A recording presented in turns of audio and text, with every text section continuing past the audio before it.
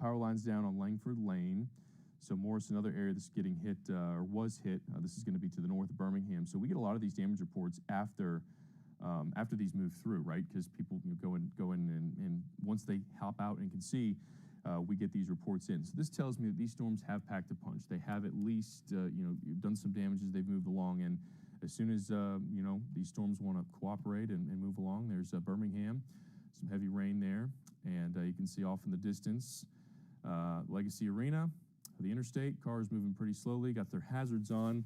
And this moving right through the Birmingham metro. So in about 15 minutes, Birmingham, if that, you're going to be done. Not with the rain, but you're going to be done with any sort of thunderstorm or severe threat. This is a very fast-moving cluster of thunderstorms here.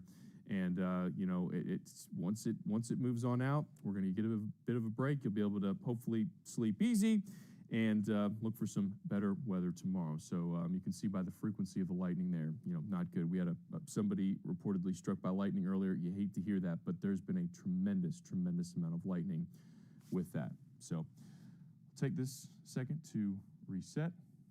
Evan Chickvara here. We are watching kind of an unfolding severe weather threat here across central Alabama. It's one that we talked about leading up to this. This is that time of year where these storms, they just pack a little bit of an extra punch here. And this is exactly what we're seeing here this afternoon. If you're in Walker County, if you're in Fayette County, if you're in Lamar County, Marion, Winston, Coleman, Blount, Etowah, Cherokee, Fort Payne, I think we're clear of the severe weather. That little Boeing line that's over near Cedartown, moving into Georgia, Rome, that's moving away from us. There's no more concern there. My really only concern is going to be here as this moves into Alabama. See what this does. You've got this little Boeing notch here, and then perhaps maybe the lead edge here, but this is all junk in here. Pell City, Anniston, with respect to wind gusts, there's not a severe characteristic about any of that in between. It's just soaking rain. Where we see this little shape here, just still not a fan of how this looks. This is where we're going to have to watch for the gusty winds to continue here. So let's see. Bessemer reporting power lines down 20th Street. You may know where this is, Circle K. I know where that is, 20th Street and the Circle K. Filled up there several times. So power lines down. It's going to be power outages. And the good news is if you are in Bessemer, if you are back to the really the west of I-65 now, you're past the worst of this. They've cleared Bessemer from the Polygon, Hueytown as well, and soon to clear Hoover, Vestavia, Pelham, and Alabaster. You're still a part of this, but the front of this line's falling apart. That's a good sign. You see how before it was much more well-defined, there wasn't any breaks. Now there are, starting to show signs of weakening. Lightning strikes 123 versus 250, all right? So that number is coming down. We use lightning as a parameter or as a gauge, if you will, of the intensity of storms. The more lightning there is, more instability we typically have. That means there's colder air aloft, there's an imbalance within the cloud, and the lightning strikes in order to kind of balance that out. And so the fact that the lightning counts are going down, that's a good thing. So again, ongoing situation. I'm really, I think, feeling much better about this system as it moves closer to Inverness. Let me go ahead and just time this out for folks that are over in northern Chelsea County and then parts of Talladega County, so we can get an idea of where this is headed, because it is moving pretty quickly now away from Pelham. We'll put it at about 50 miles an hour. So Chelsea, just a couple minutes. I mean, it's basically on top of Chelsea now. Liberty Park, same deal. Harpersville, eventually Talladega, closer to about 9 o'clock, and that is going to be what we see here over the next about 30 minutes or so as we approach the 9 o'clock hour, 8:45. So it may weaken. The lead edge of it is already starting to show some big signs of decay, of weakening, and hopefully that continues to be the case. And I'll continue to watch this. But there is a look once again at where the winds were severe. I no longer believe them to be. So there's a look at, we still have some good winds aloft here. Okay, so when we pixel query this, just so you know, we are looking at winds that are at the height of the radar beam. Okay, so these aren't 2-meter winds. This isn't, right outside your front door. But when you translate a 50-mile-an-hour wind to the surface, you're still getting a good gust in the 40s, maybe 30s. So this is now moving towards Irondale. This is going to move towards Trussville, although the strongest winds will probably be south of Trussville. Lipscomb Fire Department in Jefferson County's got a tree down on K and 5th Avenue or 5th Street South, excuse me.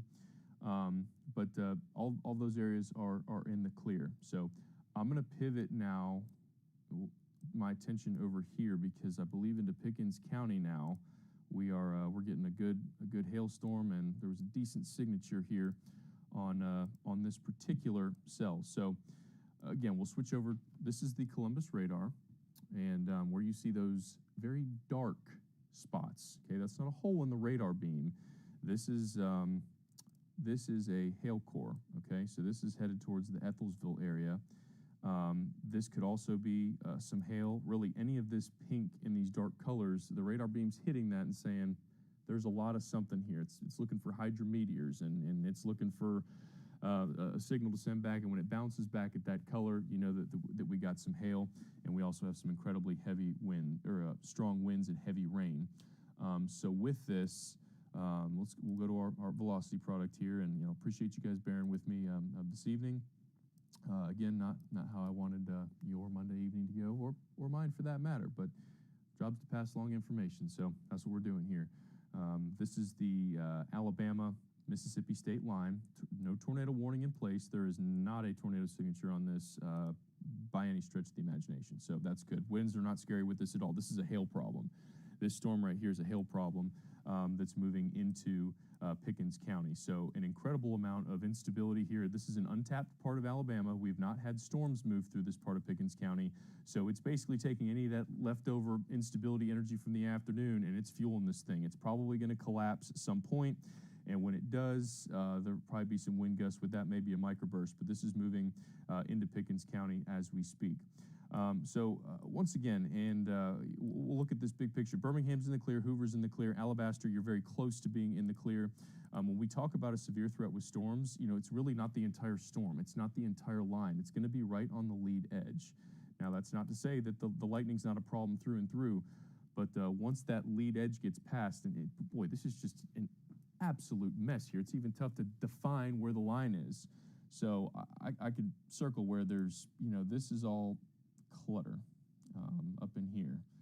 There's nothing definitive to this. There's no signature to it. There's no strong winds. There's nothing in there. It's all just stratiform rain and perhaps lightning. Trussville has some very heavy rain. This entire little system here that's this little MCS is still got this odd curl shape to it, and is still creating some gusty winds for areas just to the south now of 459. Let's see here. National Weather Service not canceling any of the warnings. Still holding with these, but if you are in your safe space here in Fultondale, you're clear. Graysville, Sylvan Springs, all these spots here on the map. Warrior, Springville, you're north of this little thunderstorm complex. You're good. But again, this is very messy, very tough to muddle through. Most of this is below severe limits now, especially as you get over into eastern Alabama. Again, that is not to say it is not scary, loud, or impacting you at your home. I don't want to give that impression at all. It certainly can. It just doesn't meet the severe criteria with the hail, the wind, or anything tornadic. So we'll analyze some of this stuff over here in East Alabama. I see no concerns of, certainly there's no rotation over here. We'll just take a look at wind speeds with this that's just north of Lineville. Those are sub-severe, so there is nothing over here in these polygons at the moment that is severe to me. I understand there's a severe thunderstorm polygon.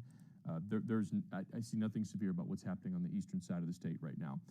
In fact, much of central Alabama, it looks like it's winding up, and hopefully that continues to be the case. I'm just going to hold off a little bit longer here. Once this gets into our range here, and we see another couple scans, I might hop off because I do not want to take up your time. You got better stuff to do than to listen to some weather guy talk. Big chunk of the DMA is already in the clear here. This is really the last storm that's yet to move in, and I think this is going to be the kind of the final one that we'll wait and see. But this is a hailstorm. I do not see any real wind issue at the moment. There is a bit of a bowing effect here, and that's what you got to watch, is the evolution of these. So there's your winds going away from the radar, that little area there. So we'll continue to watch this. A couple more reports here. We've got looks like the power grid from Bessemer Superhighway at 15th Street is down all the way to UAB West. I'm sure you guys know where that is. You're driving down 459, you can see that beautiful building off to the side. So we got power outages, close to exit 1 there, back towards the 2059 split, at least in some spots. And then you've got a continuous array of lightning and heavy rain here. So getting a couple updates into the Weather Service. Check on this here. So right now we've got, of course, a huge swath of severe thunderstorm warnings. Again, I don't think really anything that's over along I-20 there from Pell City to Anniston to Talladega is exhibiting any signs of severe weather, okay? It's heavy rain, it's lightning, it's impactful, it's just not hitting the severe limits. Shelby County, again, northern Shelby County, you're probably closest to where we have seen some of the more gusty winds, but even there, I think this is pushing out. And this particular complex here is beginning to weaken, although this is what you got to watch for. This is just south of Inverness. This is near Chelsea. This is about right on top of Grandview. Do we have the Grandview camera? That might be a good one to pop up here, because this is about to come. Yeah, this might actually be a little bit to the south. Grandview's right here near the county line. I do believe there's going to be a flash flood warning issued Jefferson, Shelby, and St. Clair. So flooding concerns as well. So just a messy Monday night here. And again, this will be wrapping up likely before most of us go to bed. Although if I had it my way, I'd probably go to bed at about 9 o'clock. That sounds really nice. But as we go through the next half hour plus, we'll continue to see a weakening. This is also going to be moving into Georgia and away from us here. North Shelby reporting a tree down at Caldwell Road and Lakeland Drive. So we're still seeing some decent winds with this. I don't know what it takes to knock down the trees in my backyard, but there's a look at Grandview. You can see the rain moving in sheets, but I don't necessarily see anything there. You can see the trees off in the distance. They're not swaying anything crazy. It's just a lot of lightning. And you see these cars driving very slowly. Now you can see the winds picking up a little bit there. You can see it going sideways. There was a pretty good flash off in the distance with that lightning. Oh, it looks like so the top cameras on our Grandview are offline. So that's actually not overly surprising given the fact that we have so many lightning strikes here. But wow, yeah, you can see that nonstop light show. So regardless of if you're getting the winds, not the best time to go out and bring in the garbage cans from garbage day today. Just give it a little while longer. We got a very broad area that's under a flash flood warning. If you live in an area and there's that one spot where every time it rains, to avoid, those are the type of flood situations we are looking at here. So again, big picture, I'm not as concerned about what is happening really to the east of this. This is the one area, but even from what I've seen, this is really weakened. So really the only thing keeping me on here at the moment is this cell that's over here coming into Pickens County. So I'm going to swap over to it. We're going to zoom in. We're going to give it a look and analyze this, and then we'll see where we need to go from there. And yeah, again, it just does not have a very concerning look to it. What I will say is this is going to be a big hail producer while it continues to sustain this updraft.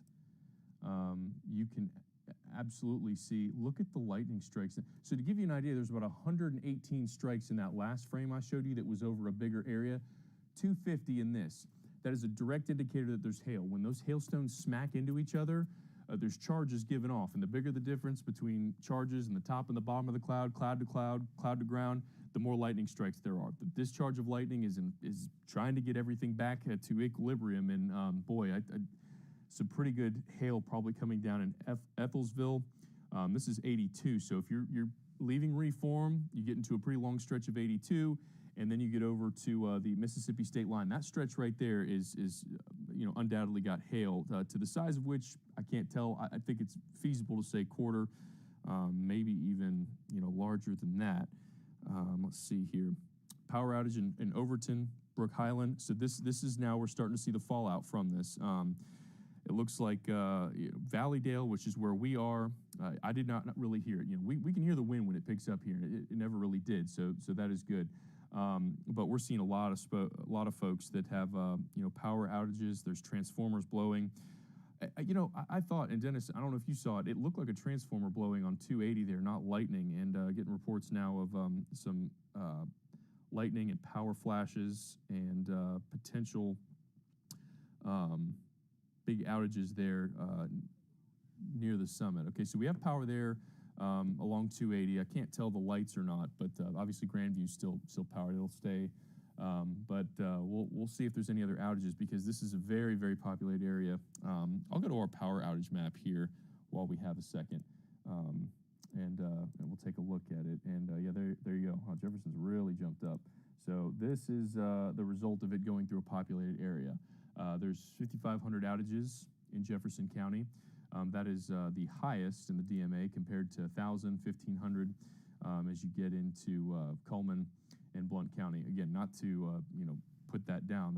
That's not pleasant for those 1,000, 1,500 people over in Cullman County. But you can tell that this was an impactful storm going over a populated area by the outages, that we have here in Jefferson County. Nothing yet for Shelby County. The worst of it appeared to pass just to the south. But again, this is all beginning to weaken, which is good news.